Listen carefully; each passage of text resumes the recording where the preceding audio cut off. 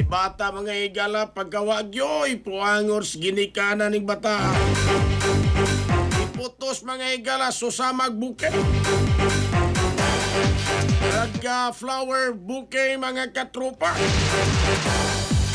Napalgan patay da sa dakbayan sa Lapu-Lapu. Detalye sa report sa nato gini pinagi sa pagpamati ni katropa Crystal Joy Pelarga. Live report. Usa ka batang lalaki ang napalgan nga wa nay kinabuhi sa sitio Kadulang, Barangay Marigondon, Lapu-Lapu City, pasado alas 8 sa buntag kagahapong adlaw, Pebrero 17, tuig 2026.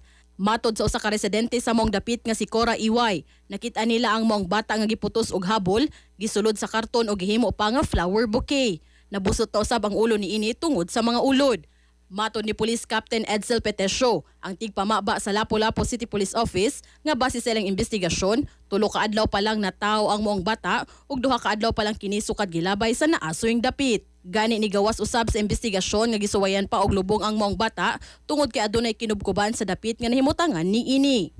Pero wala na dayon og lubong kay sa atong assumption lang ano ng mga tungod sa kadahi sa yuta diyan dapita kay kanang Marigondon ma'am butadong na tapos may dagat na nga area niya dahil nagyuta diyan dapita para sumato na iyan na lang gusili ng bata dito.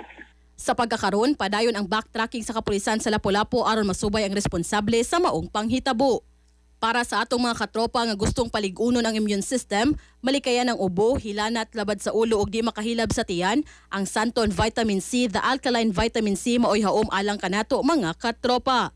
Alang sa naghiusang Pilipino para sa Pilipinas, kini inyong katropa Crystal Joy Pelarga, XFM News. XFM report. Exciting!